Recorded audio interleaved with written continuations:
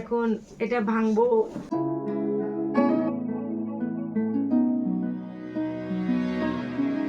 দুপাঁচশো কি হাজারের কাছাকাছি গিয়েছিল, ভাই রেখে বললো আমার দ্বারা সম্ভব না। ভালো আছি, আশা করছি তোমরা অনেক ভালো আছো।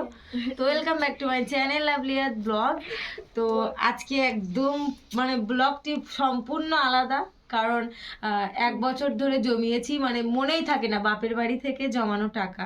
মানে বাপের বাড়ি ঘরটি ছিল আমার ভাইয়ের ঘর, ভাই কিছু রেখেছিল, তো ভাই রাখতে রাখতে বন্ধ করে দিয়েছে। তো আমরা রেখেছি অল্প অল্প করে, যে টাকাটা মনে পড়ে আর রাখি, এরকম একটা মানে কোনো লিমিট থাকে না, যখন তখন মনে হয় তো রাখি। তো সেই ঘরটি আজকে ভাঙা হবে। তো কত হবে জানি না, 1000ও হতে পারে, 2000ও হতে পারে, 5000ও হতে পারে, কোনো ঠিক নেই। তো পুরোপুরি ব্লগটা দেখতে থাকো, তোমাদেরকে অবশ্যই জানাবো কত টাকা হয়েছে। হ্যাঁ, তো পুরোপুরি ব্লগটা দেখতে থাকো। বন্ধ কর। তো এখন ঘরটা পাড়া যাক। সেই এখানে আমার ব্যাগ থাকে, ওই সাইডে ঘরটা থাকে। এই যে হলো ঘর, এই যে এখন এটা ভাঙবো, তারপরে তোমাদেরকে দেখাবো। আর ওই সাইডটা আয়াত ঘুমাচ্ছে, এখন আয়াত মানে ঘুমন্ত অবস্থায় আছে। তো বসা যাক। আর এই জায়গাগুলো দেখো কীভাবে এলোথেলো হয়ে পড়ে আছে, কারণ এখানে ভাই বোন সব ঘুমাবে। তো জায়গাটা এখনো রেডি করা হয়। তো এখন ঘরটা তো চলো ফাইনালি এখন ঘরটা ভেঙে দেখা যাক। মন তো প্রচণ্ড উদ্গ্রীব হয়ে আছে, কখন ঘরটি ভাঙবো আর একটু দেখবো, এরকম একটা ব্যাপার।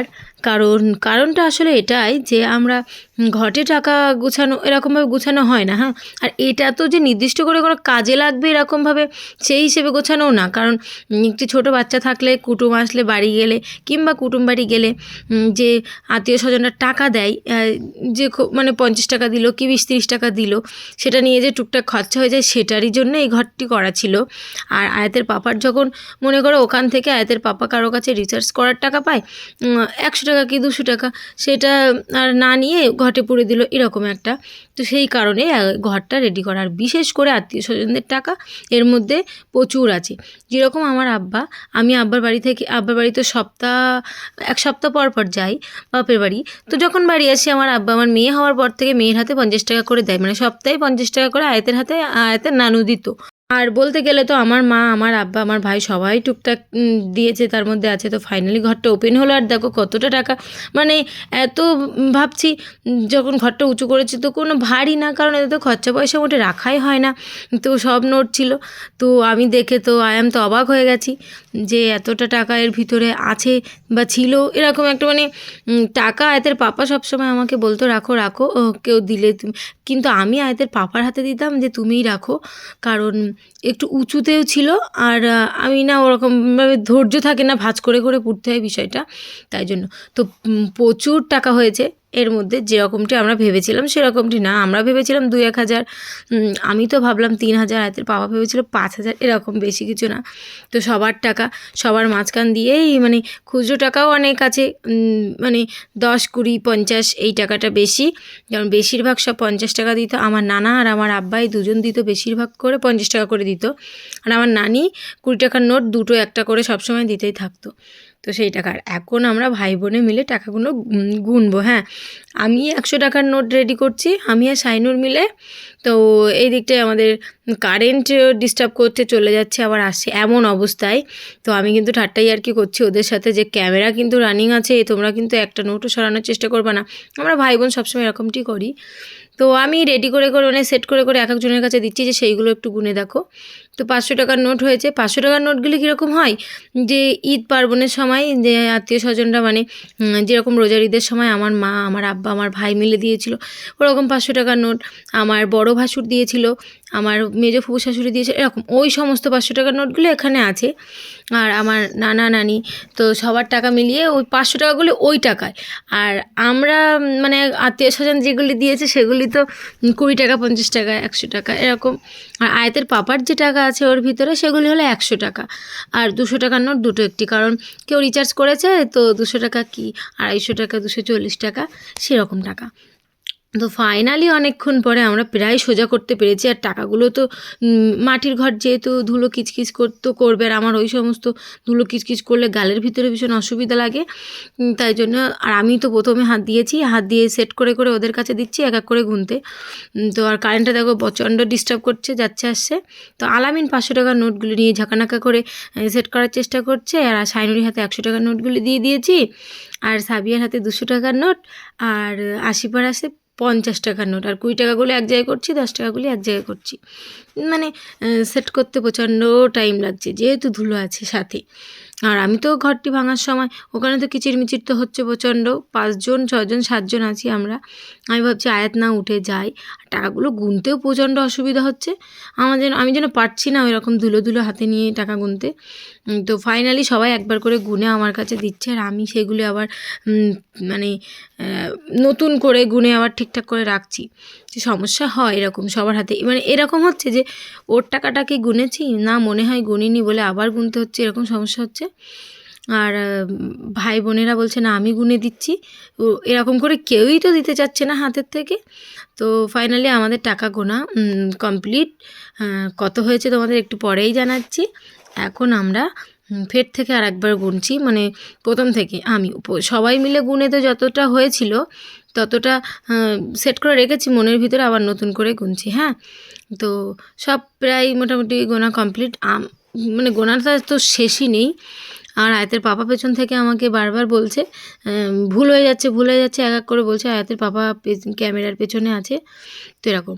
তো আমি ভাবছি না এক কাজ করা যাক, তাহলে যখন গণ্ডগোলই হচ্ছে অল্প কিছু টাকা নিয়ে, অল্প কিছু না, যদি এক সমানে নোট হতো তাহলে অসুবিধা হতো না। শখ প্রকারের নোট এখানে ভর্তি, তো গুনতে তো সমস্যা হবেই। তাই জন্য আমি আয়াতের বাবাকে বলছি ঠিক আছে 2000 করে একটু সাইড করে করে রাখি, এরকম একটা সেই করছি, 2000 করে করে সাইড করছি।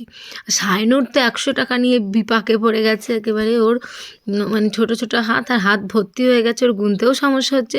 দেখ আমি বললাম থাক তুই বাদ দে, তুই অনেক করেছিস ভাই, এবার আমার কাছে একটু দে বলে আমি নিয়ে নিলাম। আর এই দেখো 80 পা আঙুল গুনছে কীভাবে, ওরা সঠিক গুনছে, কিন্তু সমস্যা হচ্ছে একটি মাঝখানে একটি দুটি নোট বেশি বেশি চলে যাচ্ছে, তাই নিয়েই তো গণ্ডগোল হিসাবে চলছে। তো অনেকক্ষণ থেকে আমরা টাকা গুনছি, টাকা গোনারা শেষই হচ্ছে না, মানে হাসি ঠাট্টাই আর কি ওখানে বরাবরই চলছে।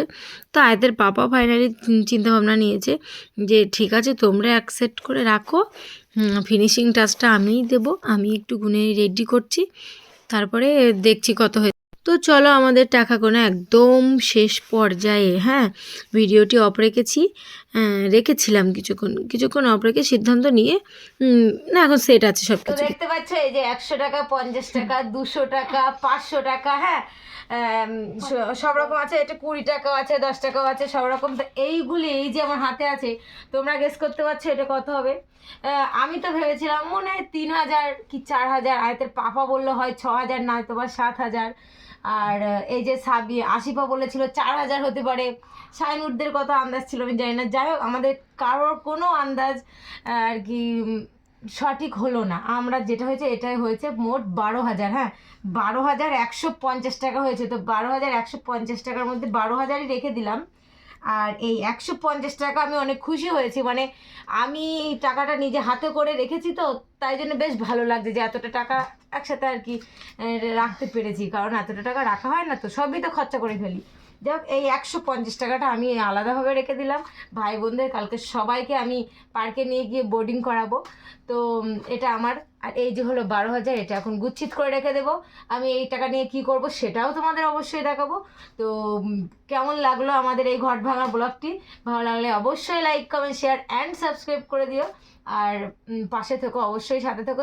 পরবর্তী একটি ব্লগে তোমাদের সাথে দেখা হচ্ছে। আল্লাহ হাফেজ।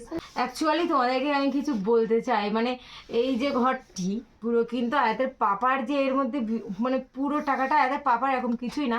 কারণ আয়াত হওয়ার পর থেকে আমার ভাই কিছুদিন টাকা রাখা শুরু করেছিল, মনে করো 200-500 কি হাজারের কাছাকাছি গিয়েছিল, ভাই রেখে বললো আমার দ্বারা সম্ভব না অত বড় ঘট পোড়ানো, তোর মেয়েকে দিয়ে দিলাম এরকম। তারপর থেকে আমার আব্বার এই দুনিয়ায় নেই, তো আমার আব্বাও ওতে মনে করো 5 টাকা হলেও রেখেছে, কারণ মানে ঠাট্টা করে খরচা আছে তো পুড়ে দিয়েছে। আমি আরও ঠাট্টা করেছি যে ভাই এই যে টাকা দিচ্ছে এর থেকে বলো তোর কাছ থেকে আব্বা নিয়ে নেবে এরকম। আমার আব্বা নেই, তোমার আব্বার টাকা ওর ভিতরে আছে। আর এই যে শাইনুর, এর টাকাও 10 টাকা হলেও আছে, কারণ শাইনুর যখন বাড়ি যেত যাওয়ার সময় আয়তের হাতে 10 টাকা 20 টাকা এরকম দিয়ে যেত, সেটা ওর ভিতরে যে যেরকম টাকা দিয়েছে। মনে করো আমার নানির টাকা বেশি, কারণ আমার আয়াত হওয়ার পর থেকে আমার নানিমা আমার বাড়ি বেশি আসতো, ঘন ঘন যেত, তো 20 টাকা করে হলেও প্রতিদিন যাওয়ার সময় দিয়ে যেত। তো সবার টাকা যেরকম আমার মেজ ফুপো শাশুড়ি মানে আয়াতের দাদুর বোন, তার মানে আমার ফুম্মার টাকাও আছে 500 টাকা এরকম, সবার মোটামুটি টাকা আমার ওই ঘটে আছে। আয়াতের পাপার যে পুরোপুরি টাকা এরকম না, তো সবার টাকা মিলিয়ে আজকে 12,150 টাকা হয়েছে। তো আমি আজকে অনেক খুশি। তোমরা কেমন খুশি, মানে তোমাদের কেমন খুশি না তোমাদের কেমন লাগলো আমার ভিডিওটি অবশ্যই জানিও কমেন্ট করে।